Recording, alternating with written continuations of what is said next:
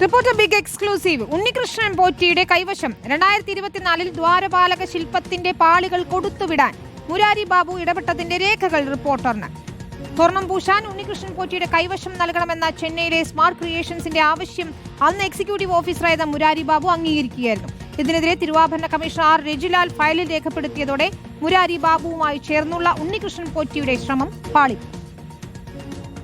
2019 ഉണ്ണികൃഷ്ണൻ പോറ്റി ചെന്നൈയിൽ കൊണ്ടുപോയി സ്വർണം പൂശിയ 49.5 പവനുള്ള പാളികൾ വീണ്ടും പോറ്റിയുടെ കൈവശം കൊടുത്തുവിടാനാണ് മുരാരി ബാബു ശ്രമിച്ചത്. ഉണ്ണികൃഷ്ണൻ പോറ്റിയുടെ കൈവശം സ്വർണ്ണപ്പാളികൾ നൽകണമെന്ന സ്മാർട്ട് ക്രിയേഷൻസിന്റെ ആവശ്യം മുരാരി ബാബു അംഗീകരിച്ചു. ദ്വാരപാലക ശില്പങ്ങൾ കൊടുത്തുവിടാൻ അനുവദിക്കുന്നുവെന്നാണ് ഫയലിൽ എഴുതിയത്.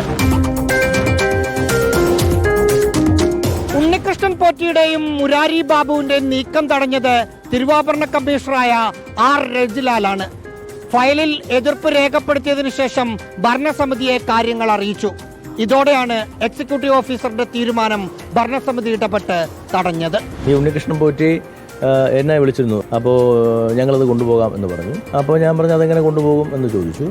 അപ്പോൾ അത് ഉദ്യോഗസ്ഥന്മാരുടെ ഒരു പ്രൊസീജിയർ ഉണ്ടല്ലോ, അതനുസരിച്ചല്ലേ കൊണ്ടുപോകാൻ പറ്റൂ എന്ന് പറഞ്ഞു. ബോർഡ് ഒറ്റക്കെട്ടായി അതങ്ങനെ കൊടുത്തുവിടാൻ പാടില്ല, എന്താണോ പ്രൊസീജിയർ മാനുവൽ അതനുസരിച്ച് പോട്ടെ എന്ന് ബോർഡ് ഒറ്റക്കെട്ടായി തീരുമാനിക്കുകയായിരുന്നു. തന്ത്രിയുടെ അനുമതിയോട് കൂടിയാണ് കാര്യങ്ങൾ ചെയ്തതെന്ന മുരാരി ബാബുവിന്റെ അവകാശവാദം തള്ളി തന്ത്രി രംഗത്ത് വന്നു. പുറത്തേക്ക് കൊണ്ടുപോകാനൊന്നും ആരും അനുമതിയൊന്നും നൽകിയില്ല.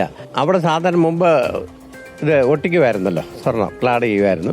അപ്പോൾ അത് അവിടെ ചെയ്യാവുന്ന കാര്യമേ ഉള്ളൂ. റഹീസ് റഷീദ്, റിപ്പോർട്ടർ, തിരുവനന്തപുരം.